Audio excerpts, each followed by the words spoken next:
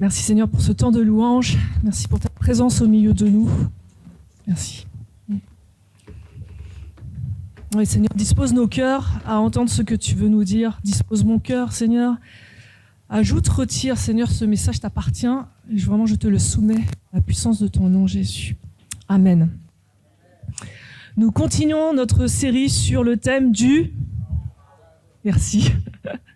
Est-ce que vous avez pu mettre en pratique, depuis ça fait 2 semaines déjà qu'on parle du pardon, est-ce que vous avez pu mettre en pratique ou est-ce que ça vous a interpellé, le pardon? Oui? J'espère. Mais si j'ai pas encore assez d'ouïe, je vous préviens, je continue la série, jusqu'à ce que j'ai beaucoup d'ouïe. Alors, pardonner. Pardonner. C'est pas si facile de pardonner. On est d'accord? Je change de micro? Je change de micro, on m'entend mieux là? Vous êtes sûr? Ok. Donc pardonner, c'est pas si facile. On est d'accord? Ça peut même nous paraître parfois impossible de pardonner. Et ça paraît encore plus impossible, surtout si on a eu des violences physiques, psychologiques, sexuelles envers nous. Si on a subi ça, c'est dur. C'est dur. Faut être honnête, c'est dur. C'est pas facile.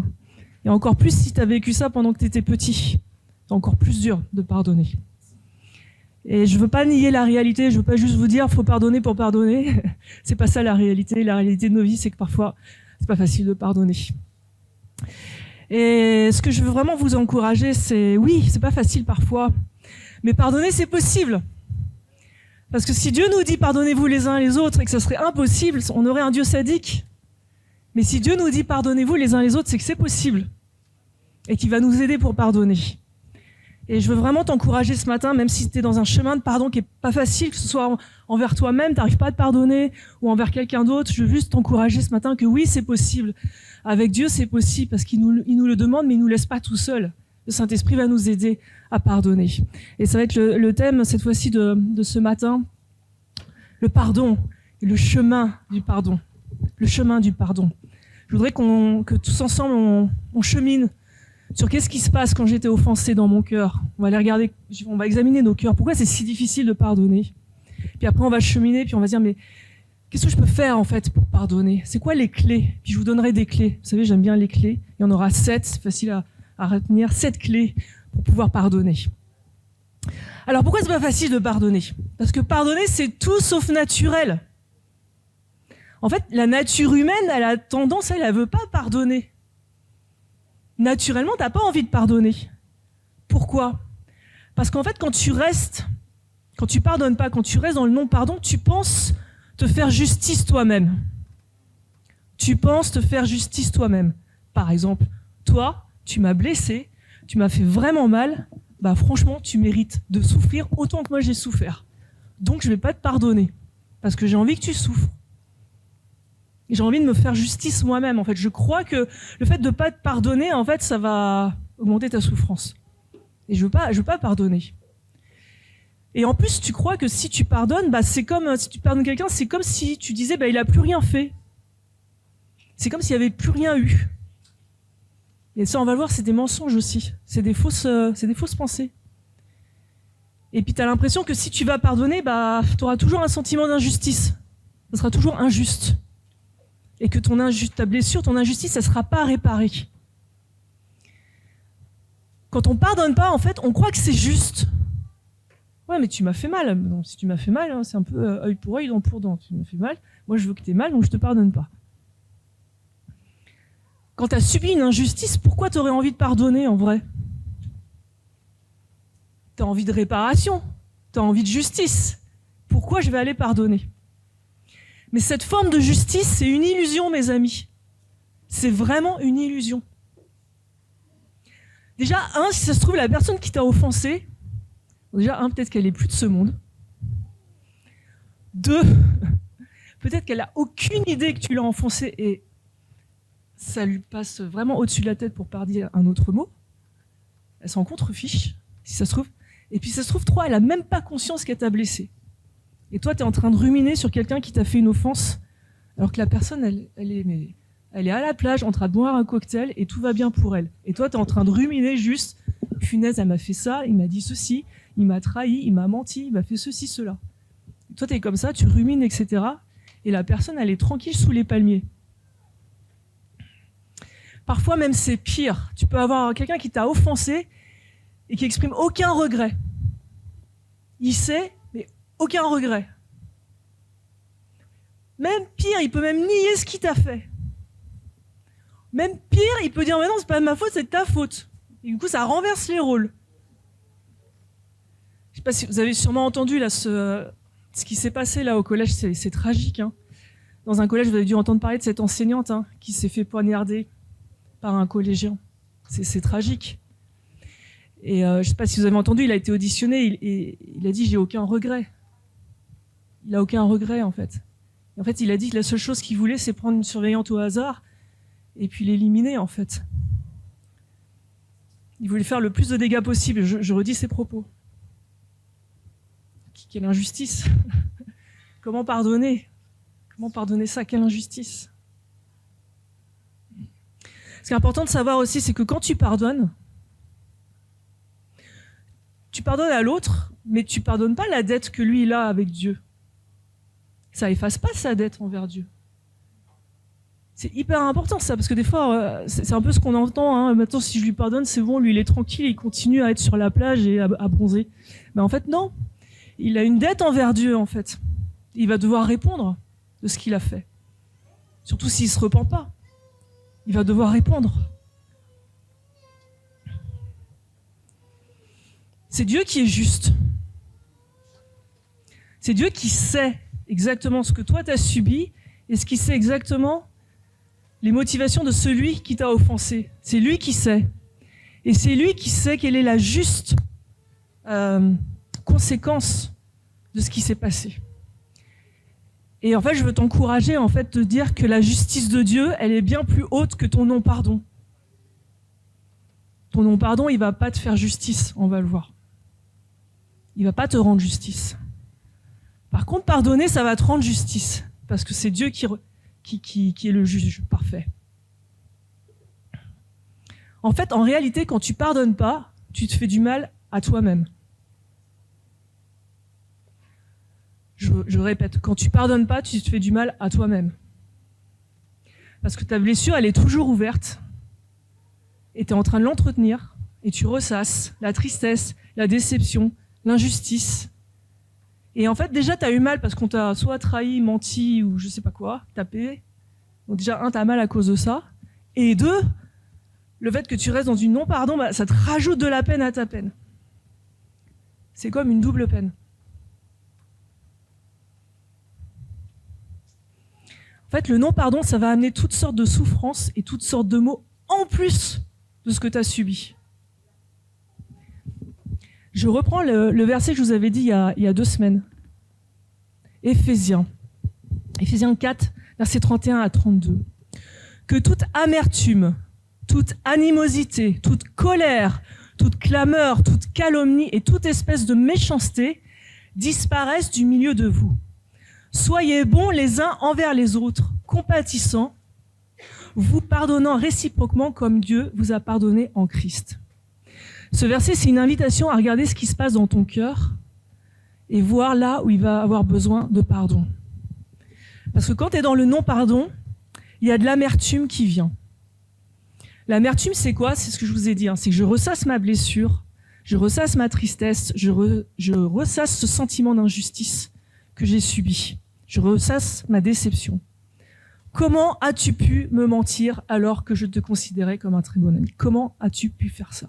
Comment as-tu pu me trahir avec tout ce que je t'ai partagé? Comment as-tu pu raconter ce que je t'avais confié dans un cœur à cœur? Comment as-tu pu me voler de l'argent? Comment as-tu pu penser des mauvaises choses sur moi alors qu'on est amis? Et puis il y aurait plein d'autres exemples. Donc ça va être l'amertume en fait, d'accord? Et puis il y a aussi la colère qui vient. La colère. Je lui en veux. C'est pas juste. Je mérite pas ça. J'ai pas mérité ça. Et oui, des fois c'est vrai. Quand tu as été petit et que tes parents ont abusé de toi, t'as pas mérité ça.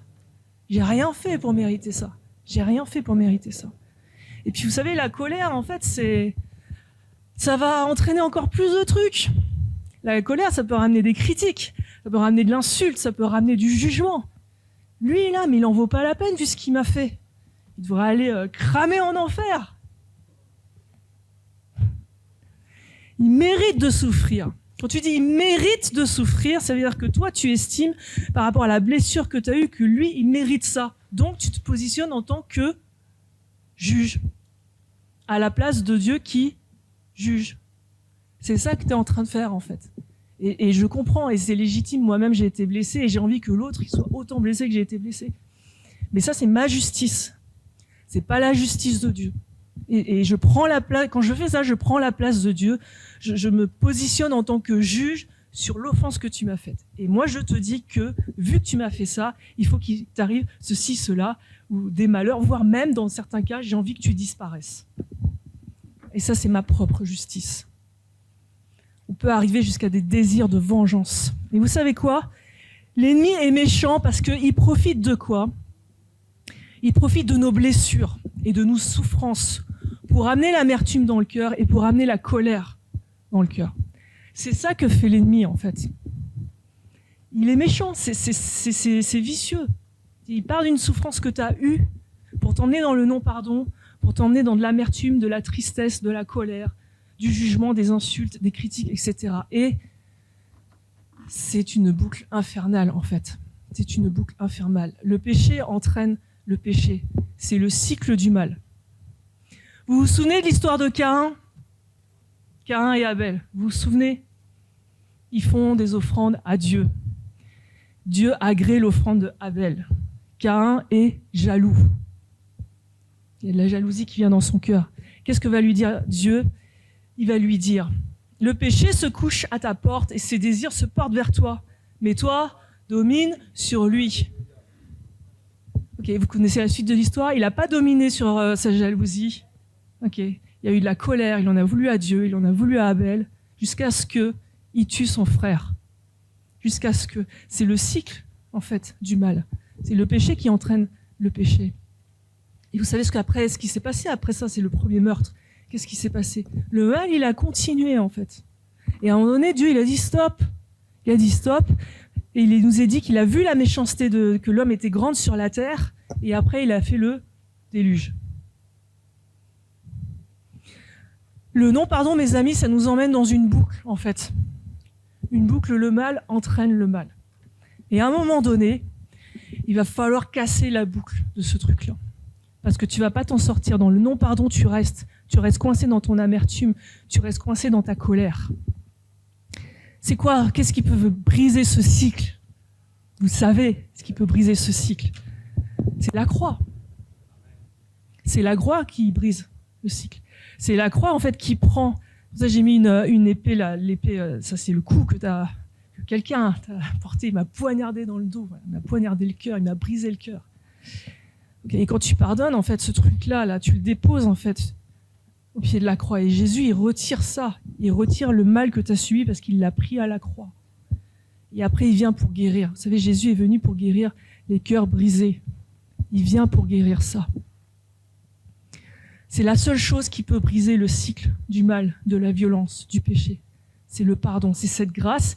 Et c'est une grâce qui est imméritée, inconditionnelle. Le pardon, il est inconditionnel. Parce qu'il est fondé sur l'amour de Dieu qui est inconditionnel. Dans Hébreux, il nous est dit « Veillez à ce que nul ne se prive de la grâce de Dieu. » Que nul ne se prive de la grâce de Dieu. La grâce de Dieu, elle est pour tous. Pourquoi ? À ce qu'aucune racine d'amertume, poussant des rejetons, les fameux rejetons de l'amertume, quand tu commences à en vouloir à quelqu'un, je recommence, ça crée en fait des rejetons de colère, de désir de vengeance, de critique, de jugement, d'insulte. Faites attention à ça. Faites attention à ça, parce que ça peut créer ça dans ton cœur. La grâce, c'est ce pardon qui vient déraciner les racines de l'amertume et qui vient guérir ton cœur. C'est ce qu'a fait Jésus quand il meurt à la croix. Il offre le pardon aux hommes, mais pour tous les hommes, tous, pour sortir du cycle du mal. Il a pardonné à tous. Il est lui-même une victime expiatoire pour nos péchés, dit Jean, non seulement pour les nôtres, mais aussi pour tous ceux du monde entier. Donc Jésus est mort pour tous. Mais, il y a un mais, ça ne veut pas dire que tout homme sera sauvé. Ça ne veut pas dire ça. Par contre, ça veut dire que quiconque croit en Jésus peut bénéficier de ce pardon et être sauvé. Mais l'amour de Dieu est tellement extraordinaire qu'il a déjà pardonné pour tous. Le pardon est offert pour tous. Maintenant, c'est la balle est dans le camp de l'homme pour l'accepter ou pas. Donc pourquoi j'insiste là-dessus, c'est pour vous dire que pardonner, c'est quelque chose de divin. C'est pas humainement accessible, c'est pas intelligiblement accessible, c'est même pas raisonnable. Mais la croix, on le sait, c'est la folie de la croix. On la comprend pas. Mais la folie de la croix, c'est ça, c'est le pardon pour tous. Quoi que tu aies fait, même si tu me rejettes après, c'est pour tous. Et on est appelés, en fait, nous, à nous pardonner de la même manière que Dieu nous a pardonné. Vous savez, j'en ai parlé il y a 2 semaines. Pardonnez-vous réciproquement comme comme vous avez été pardonné en Christ. Et on est appelés à ça. On est appelés à comprendre ce pardon incroyable pour pouvoir, nous, ensuite, pouvoir pardonner.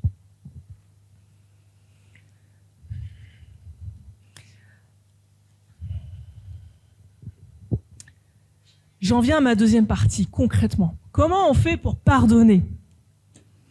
Je vais vous donner 7 clés. Il y en a sûrement d'autres, mais je vous en donne 7. Comme ça, j'espère que ça va imprimer dans vos esprits le chiffre 7.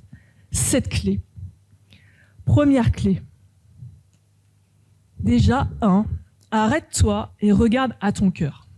Arrête-toi, assis-toi. Arrête-toi du train de la vie qui t'emmène avec toutes les activités, etc. Et regarde à ton cœur. Regarde ce qui se passe dans ton cœur. Regarde les émotions de ton cœur. Et je voudrais vous partager ce qui m'est arrivé pendant ces dernières semaines.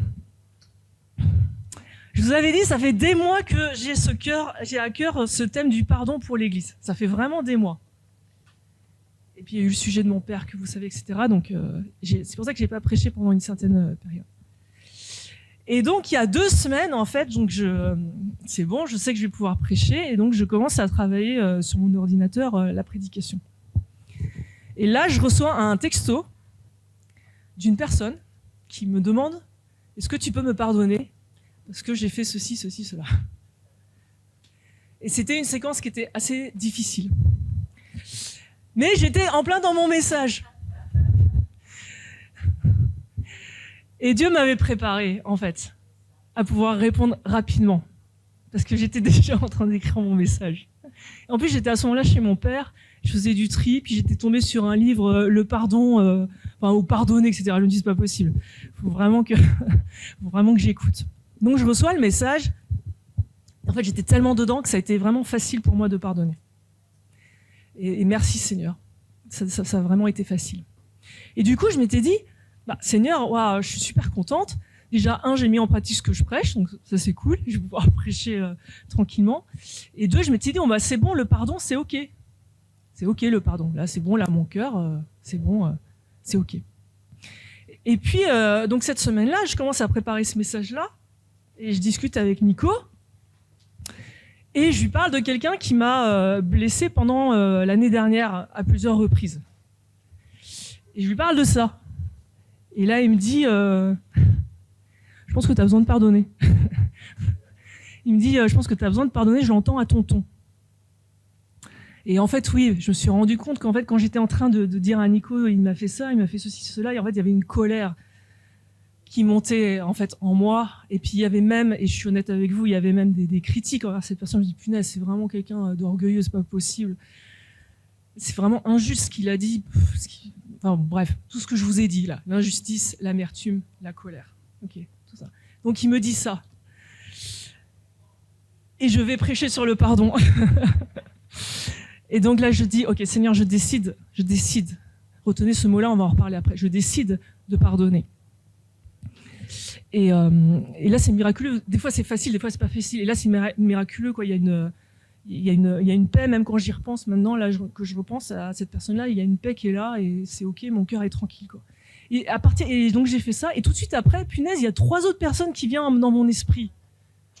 Je me dis, mais c'est pas possible. Et donc là, j'ai 3 situations qui me viennent, 3 personnes, je réfléchis à ça et je me dis, punaise, mais c'est pas possible, il y a encore du non-pardon dans mon cœur. Comment c'est possible?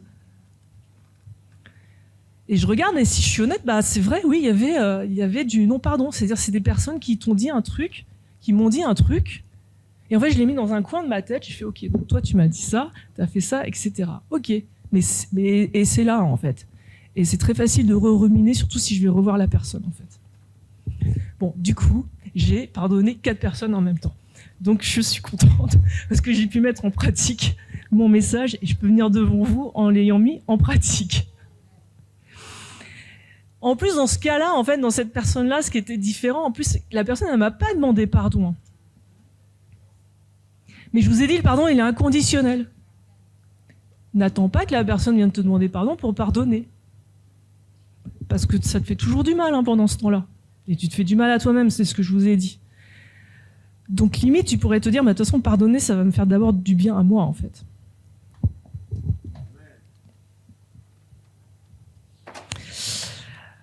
Donc on s'en rend pas compte, mais parfois on a des blessures qui restent enfouies.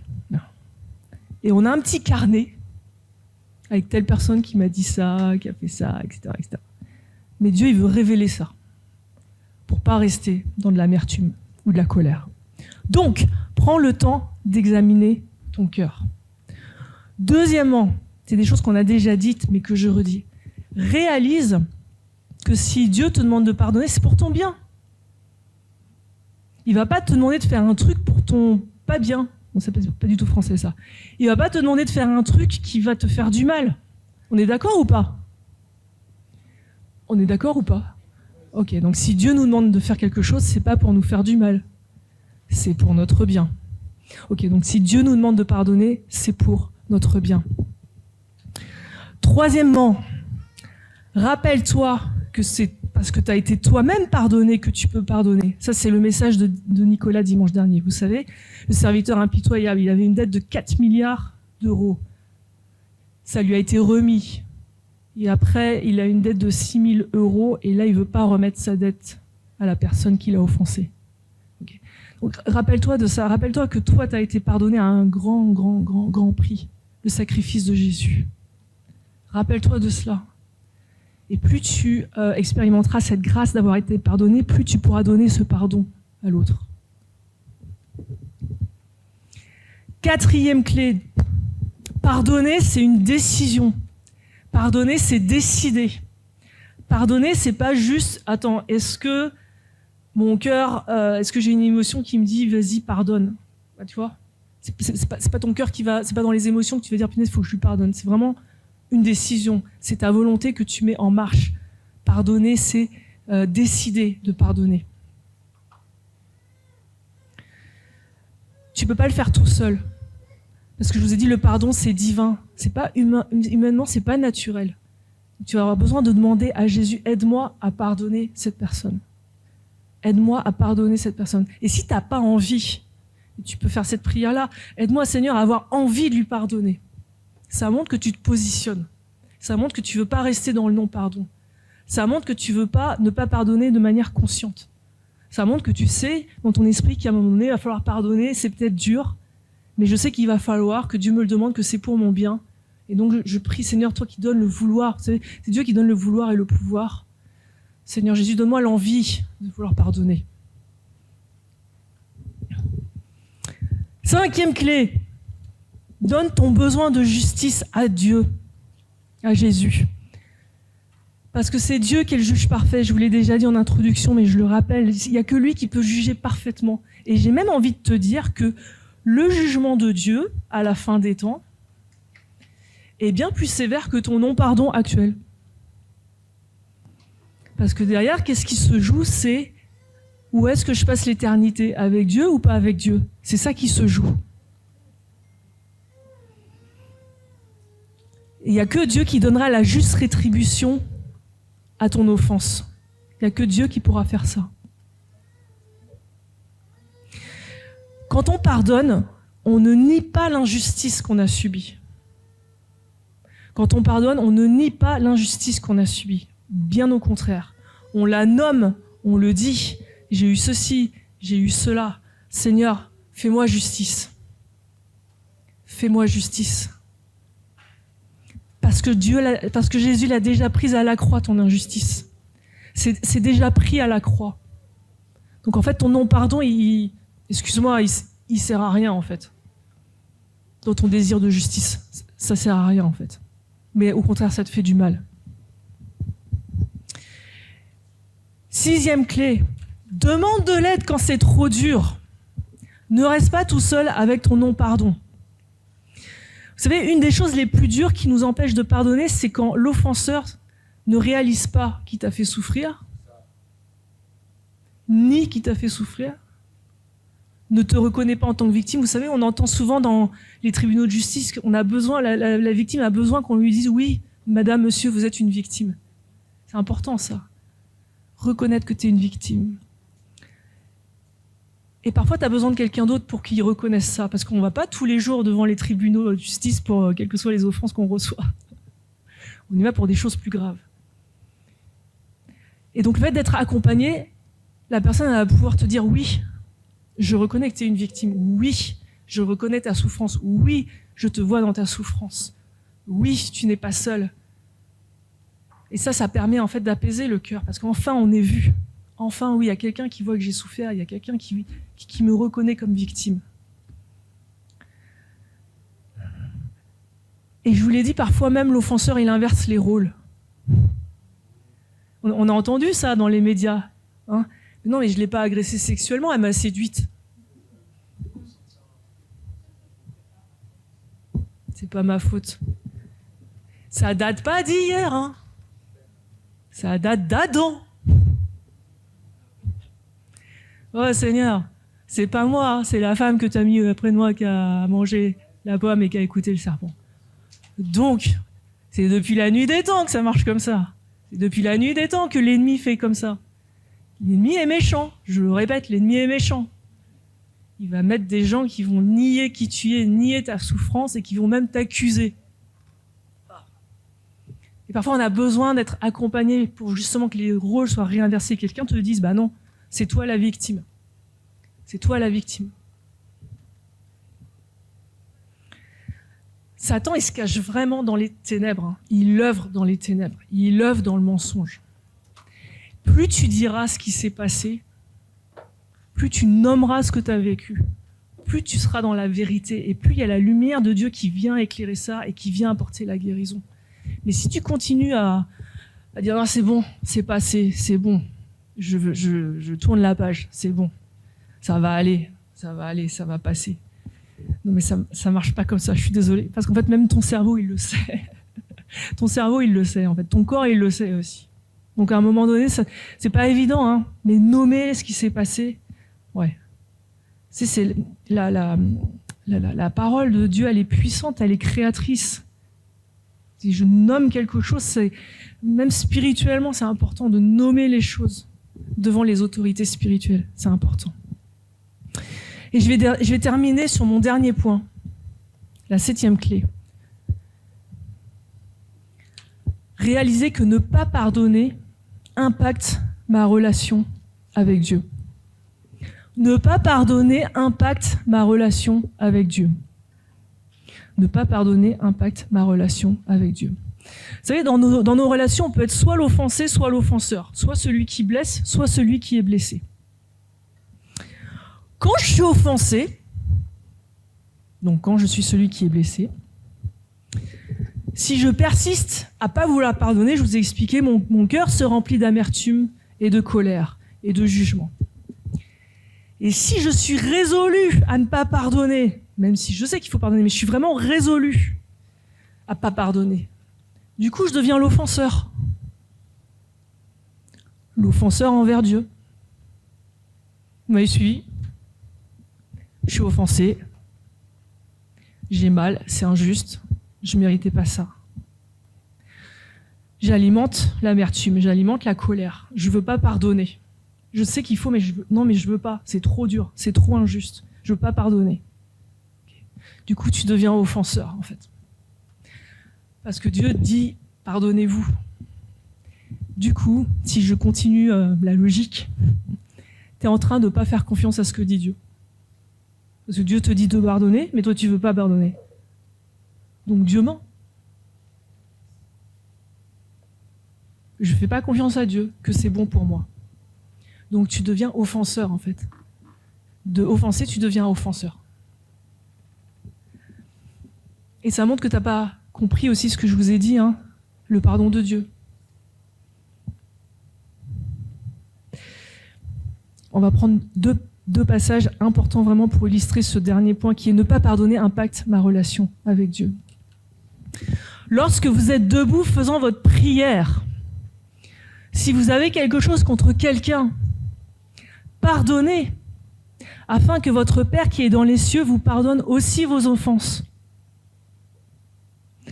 Ma relation avec Dieu, elle est parasitée à cause d'un non-pardon qui demeure dans ma relation à l'autre. Donc, ma relation avec Dieu, elle est parasitée par un non-pardon que j'ai avec quelqu'un d'autre. Le non-pardon devient un obstacle à ta prière. Hein, lorsque vous êtes debout faisant votre prière, qu'est-ce que dit Dieu ?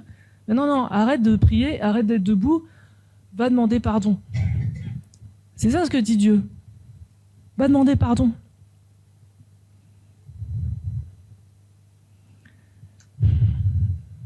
C'est vraiment un obstacle à la prière.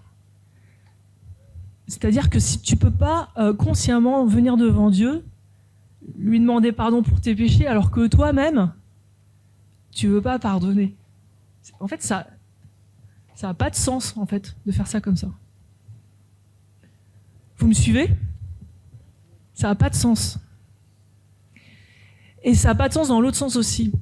Ma relation avec Dieu, elle est aussi parasitée. Si... Là, j'ai fait le... Marc. Je relis. Lorsque vous êtes debout faisant votre prière, si vous avez quelque chose contre quelqu'un, pardonnez, afin que votre Père qui est dans les cieux vous pardonne aussi vos offenses. Oui, donc là, c'est le fait que je pardonne. Donc j'ai besoin de pardonner pour pas que ça parasite ma relation avec Dieu. Et le deuxième verset qui est dans l'autre sens. Si donc tu présentes ton offrande à l'autel et que là tu te souviennes que ton frère a quelque chose contre toi, laisse là ton offrande devant l'autel et va d'abord te réconcilier avec ton frère. Donc là, c'est va pardonner. Va demander pardon. Et je me suis emmêlé les pinceaux. Premier texte, c'est va pardonner. Deuxième texte, c'est va demander pardon. Je suis dans le bon sens ? Ouais, c'est ça. Donc dans les deux cas, que tu sois offensé ou offenseur, si tu n'as pas demandé pardon ou si tu n'as pas pardonné, ça parasite ta relation avec Dieu. Parce que là, le texte, qu'est-ce qu'il nous dit ? Il nous dit, va d'abord te réconcilier avant de m'adorer. Va d'abord te réconcilier avant d'aller au culte. J'exagère, hein, mais c'est pour vous montrer le truc. Avant de t'adresser à ton Dieu, va te réconcilier avec ton frère. Va demander pardon. Va pardonner. Et Dieu, qu'est-ce qu'il nous est dit ?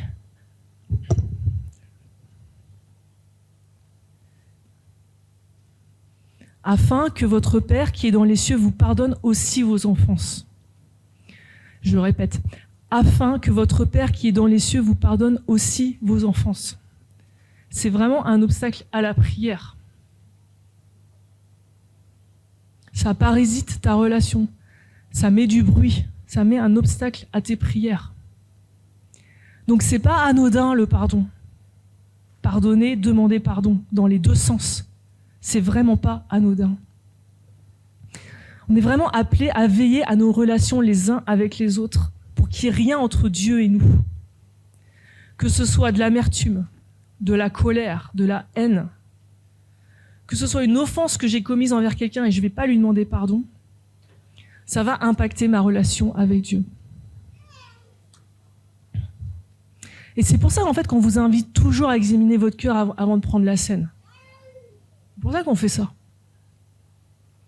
Et en fait, moi j'ai envie de vous dire, examinez toujours votre cœur avant de rentrer dans votre lieu secret. Examine ton cœur, première clé, arrête-toi et regarde à ton cœur. Quand tu vas prier dans ton lieu secret, arrête-toi, regarde à ton cœur. Demande au Saint-Esprit, est-ce que j'ai besoin de demander pardon ? Est-ce que j'ai besoin de pardonner ? Et vous serez surpris. Comme moi, j'ai été surprise avec les 3 personnes. Parce que franchement, je ne pensais pas. Mais quand vraiment tu demandes à Dieu, tu peux être surpris. Les relations en fait qu'on a les uns avec les autres, elles sont importantes pour Dieu. Parce qu'en fait, c'est dans tes relations que tu vas démontrer l'amour de Dieu. Et c'est dans tes relations que tu vas démontrer le pardon de Dieu. La manière dont tu aimes Dieu et la manière dont tu te sens aimé par Dieu va influencer la manière dont tu vas aimer ton prochain. Tu aimeras ton Dieu de tout ton cœur, de toute ton âme, de toute ta force, et tu aimeras ton prochain comme toi-même. La manière dont tu expérimentes le pardon de Dieu, la manière dont tu te sens pardonné, ça va impacter la manière dont tu vas pardonner à l'autre. Donc oui, c'est difficile de pardonner. Et il ne faut pas le cacher, et il ne faut pas nous mentir à nous-mêmes, et il ne faut pas mentir aux autres. Oui, c'est difficile de pardonner. Mais c'est difficile parce qu'on a ce désir de justice. En fait, le cœur, il crie justice, et c'est normal. Le cœur crie justice. Sauf que la folie pour nous, chrétiens, c'est que la justice, c'est la croix. La justice, c'est la croix. La justice, c'est le pardon. Et c'est ça qui est extraordinaire. Pardonner, quand tu pardonnes, c'est là où tu as la vraie justice, en fait, qui s'applique pour toi. C'est pas la vengeance, c'est pas œil pour œil, dent pour dent, mais c'est le pardon de Jésus. C'est lui qui donne la vraie justice. Moi, en fait, ce que je voudrais vraiment vous encourager, c'est de ne pas passer à côté du pardon dans vos relations. Que ce soit je te pardonne ou je te demande pardon. Parce qu'on est tour à tour offensé et offenseur, de toute façon. Ça arrivera toujours, je vous l'ai expliqué déjà il y a 2 semaines, ça arrivera toujours. Et ne laisse pas ça, parce que si tu laisses ça, tu laisses quelque chose entre toi et Dieu. Tu laisses un obstacle entre toi et Dieu. Donc c'est vraiment, l'impact il est grand en fait, parce que ça impacte ta relation avec Dieu. C'est pas anodin en fait. C'est pas juste, ouais, faut se pardonner. C'est pas que ça, parce que ça dit beaucoup de ta relation avec Dieu, ta capacité à pardonner.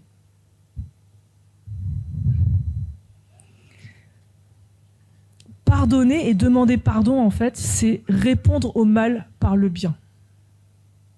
Je réponds au mal par le bien. C'est pas je réponds au mal par le mal, tu m'as blessé, je te pardonne pas. C'est pas ça. Mais dans le royaume de Dieu, le principe, c'est répondre au mal par le bien. C'est la grâce qui couvre une multitude de péchés. C'est l'amour qui couvre une multitude de péchés. Si tu fais pas ça, il y a un obstacle, tu fais pas couler la grâce avec ton prochain et tu fais pas couler la grâce entre toi et Dieu. Parce que ça fait un obstacle entre toi et Dieu.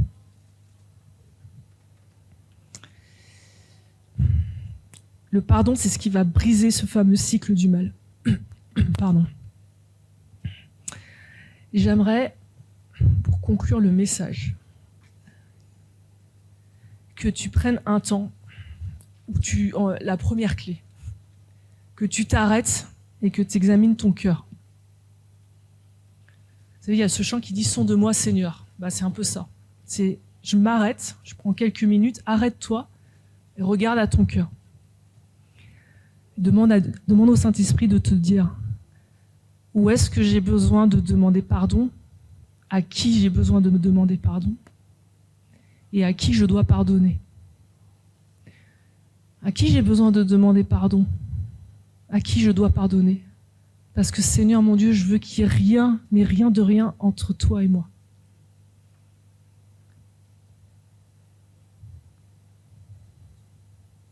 Je veux qu'il n'y ait rien entre toi et moi, Seigneur.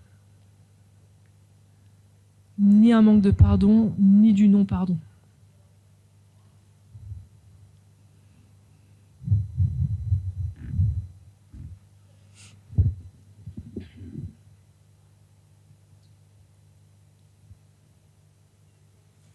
Donc on va prendre quelques minutes et je vous invite vraiment à faire cette prière dans votre cœur. À qui je dois demander pardon? À qui je dois pardonner?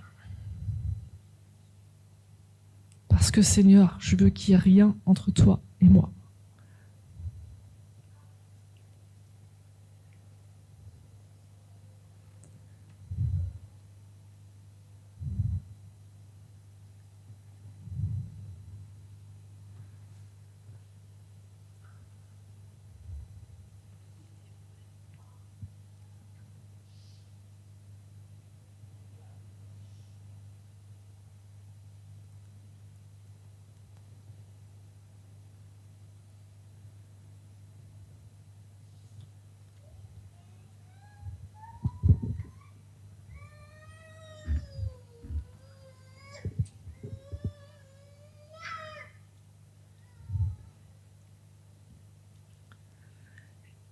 Et quand vous le sentez, je vous propose juste de vous lever, et puis je terminerai par une prière.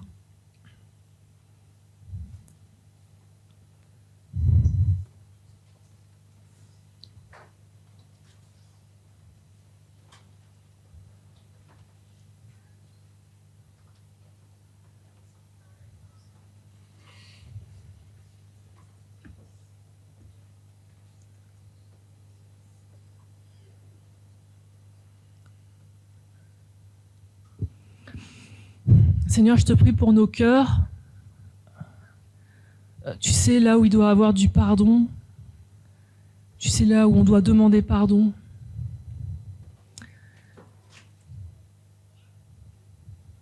Je te prie vraiment que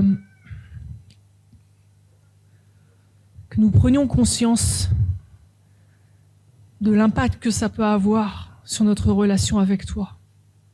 Si je ne demande pas pardon, ou si je ne pardonne pas. Seigneur, le pardon, il t'a coûté cher. Il a coûté la vie de Jésus, ça a coûté cher. Et on ne peut pas passer à côté de cela. Seigneur, c'est un don divin que tu nous as donné. Le fait de pouvoir pardonner, le fait de pouvoir recevoir le pardon, c'est quelque chose de divin et de miraculeux. Et on ne veut pas laisser ce cadeau sur le côté, mais juste le prendre parce que c'est un cadeau qui est bon pour nous. C'est vraiment un cadeau. Et c'est le cadeau de ta justice, c'est le cadeau de ta grâce. Et tu as choisi de nous faire justice par la croix, par le pardon.